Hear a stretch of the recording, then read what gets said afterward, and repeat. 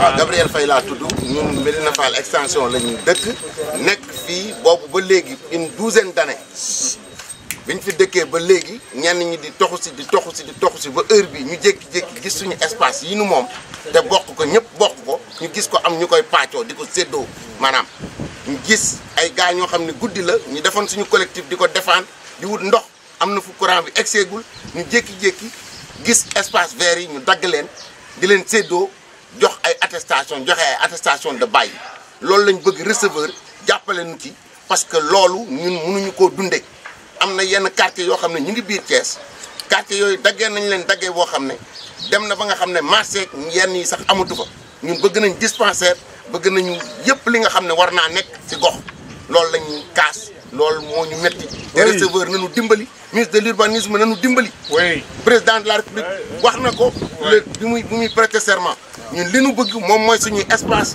réservé ak suñu espace vert yi ñu bàyyi leen fi nañu bàyyi li ñu moom yan firnde ngeen am ne dagg nañ ko ba jox la mais borné nañ ko ñun borné nañ ko gis nañ borne yi Maawo moo ko dagg ñu jox ko ci ay parcelles ñun dem nañu gendarmerie gis commandant de brigade dem nañu commandant de compagnie capitaine Fall gis nañu ko ñooñu ñëpp rencontré nañ leen bind nañu lettre dem gis sous préfet gis nañ le maire mu ñuy wax ay naxasaxandang te ñoo bokk koñ te ñoo fi dëkk le maire ko waaw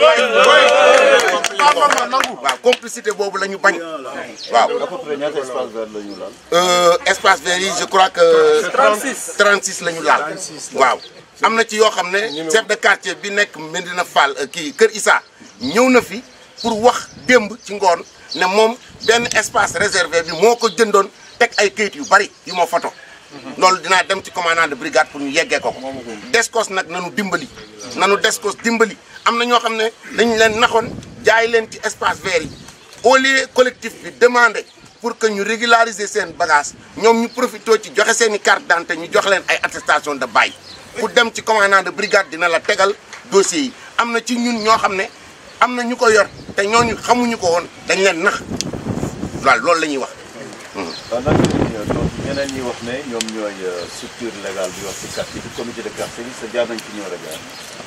ñoom fi ñu war a jaar bu fekkente ne jaar nañ fa dinañu défendre li ñu àndee woon la ñu àndee woon moom mooy ñun ñu conserver suñuy espace ñu jox leen ay attestation de bail ñoom ñu ne liste la ñu déposé dem nañ ci maire mu ne liste la ñenn ñi la ñu satisfaire ak satisfaire ñun suñu espace vert la ñu laajuñu leneen ñoom su fekkee ne ils sont légaux ils n'ont qu'à demander que ñoom ñu delloo këyit yi nañ teg këyit bi ci table bi bàyyi suñuy espace loolu moo leen di jox légalité. waaw ñoom ñoo ko séddoo loolu ñoom dañ koo séddoo. ñoom ñoo ko séddoo ci seen gesee ko am ci seen biir. te ku fi dëkk am nga ci droit jabar ak seen i doom. waaw tudd nga fi gendarmerie ndax da ngeen dem porter plainte wala da ngeen leen. non dañu leen bind lettre pour ñu demander annulation wu kii bi.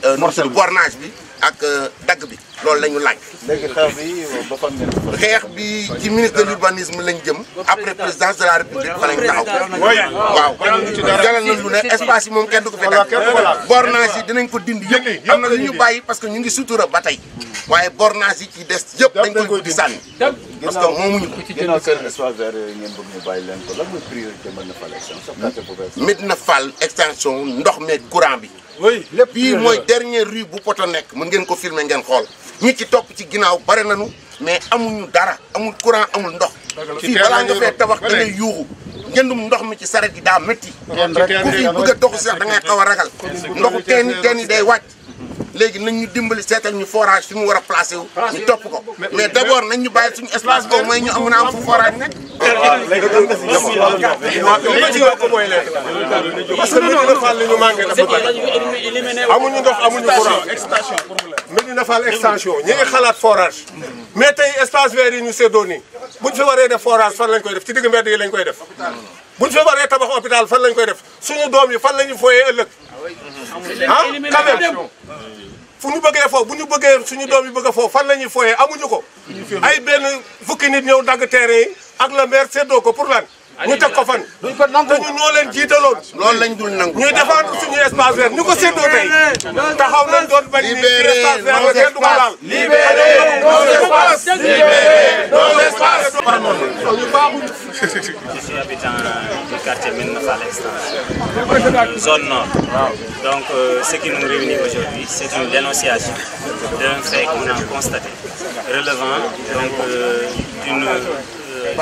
complot qui nous rappelle vraiment le deal du siècle, le deal foncier entre certains membres, donc certains habitants du quartier Médina Fall Extension et certaines autorités locales et techniques qui se sont réunis de nuit très souvent et à l'insu de tout le monde pour vraiment diligenter le morcellement du quartier au niveau des espaces verts et des espaces réservés.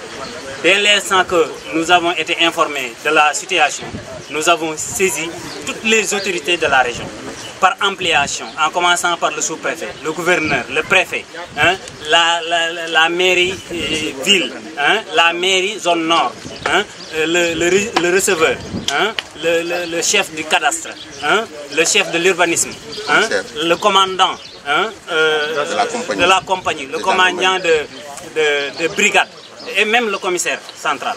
Donc on n'a laissé aucune autorité pour dire que la population de Thiès, de Médina Fall, extension, zone nord, n'est pas d'accord, n'a pas donné son aval pour le morcellement de ces parcelles.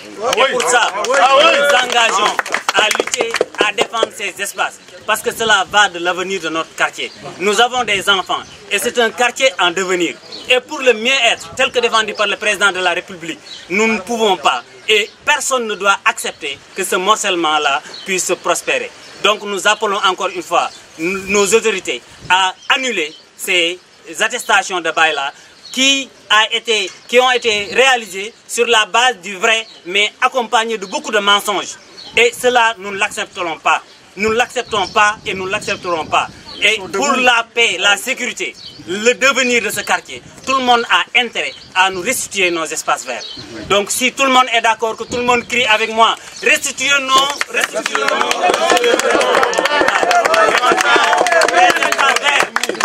Parce que là, c'est le vœu des populations. Et ici, ce que vous voyez, ce n'est que la face de l'iceberg. La prochaine fois, ce sera toutes les populations du quartier qui vont sortir. Et je vous le dis, cela va de la sérénité de ce quartier, cela va du développement de ce quartier. Et également, ça, les autorités ont le devoir de nous accompagner. Parce que nous ne réclamons que nos droits. Le droit à avoir un cadre de vie convivial. Le droit à avoir un cadre de vie qui développe même toutes les compétences. Parce que ici, quand même, c'est un quartier qui regroupe toutes les compétences et tous les domaines sont là. Donc, encore une fois, nous ne sommes pas d'accord et nous n'avons pas été associés à ce morcellement. Ça a été une tromperie. Tout simplement des infrastructures communautaires. Mais forage ça. Des mosquées, des espaces de jeu, des dispensaires, un forage, etc. Donc, ces espaces verts, encore une fois, c'est pour une vision de développement. Parce que le monde évolue. On ne peut pas stagner sur dire que ce sont des espaces verts, c'est ça. Mais le monde évolue. À chaque fois qu'il y a une nouveauté, on peut avoir là où les cimetières et tout ça. Ce sont des questions d'avenir. Comment expliquer ce dialogue de le comité de quartier qui dit agir légalement au nom du quartier? En vérité, il n'y a jamais de dialogue. Parce qu'après leur coup, ils ne nous ont jamais appelés pour faire un compte rendu. Depuis lors, personne n'a interpellé les populations pour expliquer pourquoi ils ont fait ça. C'est dire que c'est de la dissimulation. On les voit. Ils dévient. Personne n'a jamais convoqué une assemblée pour rendre compte.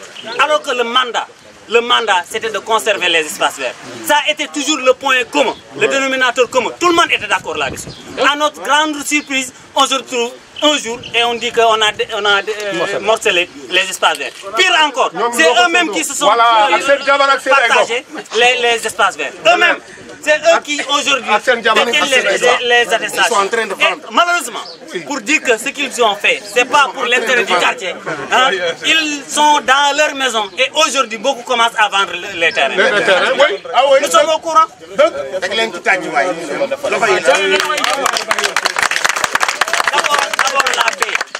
d'abord la paix, parce qu'on ne peut pas vivre sans la paix. Et ce qui fait la paix dans ce quartier, c'est d'abord de libérer nos espaces verts. Que tout le monde comprenne cela. Nous sommes pour la paix. Et dès l'instant qu'il y a paix, le développement peut s'installer. Et nous sommes Si, non, l'électricité, ça, c'est des priorités élémentaires quand même, de base. Mais encore une fois, je l'ai dit, c'est un quartier en devenir. Donc nous sommes ouverts au développement. Et nous pensons que beaucoup de choses peuvent se passer ici. Mais il faut avoir le cadre idéal. Et c'est ce cadre-là qui est attaqué aujourd'hui. Comme nous l'avons dit, nous n'écartons aucune possibilité pour avoir encore avec nous nos espaces verts. Parce que nous sommes ici et nos enfants sont là et nous ne comptons pas bouger. Donc nous sommes prêts, quitte à y mettre notre vie.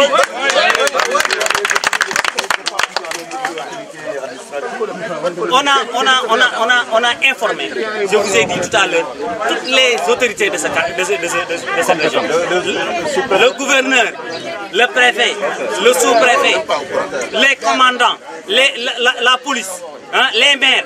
Tout le monde aujourd'hui est au courant.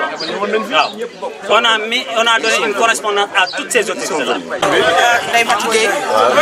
Madame Diaw, depuis le Médina Fall extension. waaw coow li seen jàmm yi ñu yëkkati nii ci kàddu yéen nu ngeen ko dundee jafe-jafe.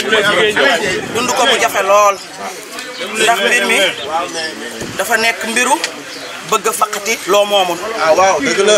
ndaxte ñun ñëpp dañu fee nekk bokk lépp am ñu jóg di xeex ba mu yàgg ñu ëlbatiku waxeet daal di def la leen neex man mi maa nekkoon seen jigéen maa ngi Ndeye Ndiaye Sall ca biir réunion nañ ci nekk réunion ci salle réunion ci public réunion fu ne waaye ba mbir ma jógee sax dañ ñoo war dañ ñoo nëbbatu man lii may wax maa ko wax ragaluma ci dara ndax man fii la ma fekk koñ bi man Gabi Faye laa fi fekk ak Fatou Mbaye Faye ak Goudiaby ñooñu laa fi fekk yàgg naa ci koñ bi def naa fi presque 8 ans wala plus kon li fi xew yëpp xam nañ ko xeex nañ fi sonn nañ fi ndox yi courant yi bitig yu sori yi lu ne daj nañ ko ci koñ bi ba ñu jóg nag bëgg a ñëw rek daal di def lu leen neex gën a bëgg a fatt askan wi yenn yi fatt askan wi la ndax boo bëggee jël espace vert nekk ci buntu kër nit nga bëgg a ñëw uufal ko nit loolu teguñu ko ci dëgg teguñu ko ci yoon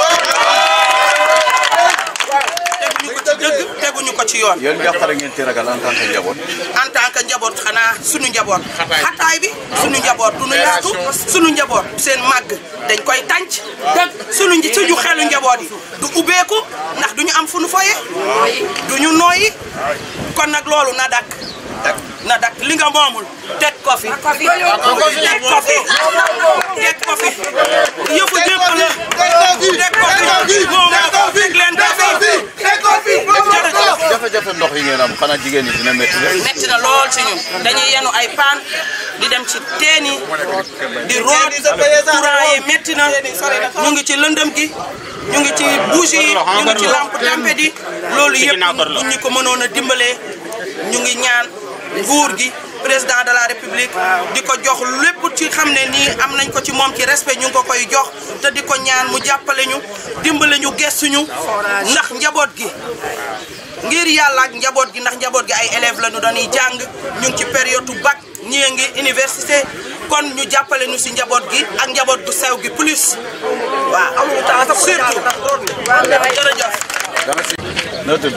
man madame Faye xew Ngoné Diop li ma ci yokk mooy président de la république ñu ngi koy ñaan mu jàppale ñu mos na fi ñëw ñu won ko gocc ak taan na ko fàttaliku président de la république yaa ngi may dégg ñu ne la ñun ndox la ñu manqué amuñu ndox courant bi tam aussi dafa am zone yoo xam ne yeggu fa ba tey sàcc gi bari na fi ñuy ñaan mu dimbale ñu ci ndox ak courant loolu rek la ñuy ñaan yow monsieur le président de la république ñoom lañ lay ñaan nga jàppale ñu ci Sall Ngaar yaa ngi may dégg nag maa ngi la koy ñaan ndox ak courant daal bëgg nañ ko ci quartier bi ak sécurité ak sécurité ak sécurité ak espace vert yi mu jàppale ak espace vert yi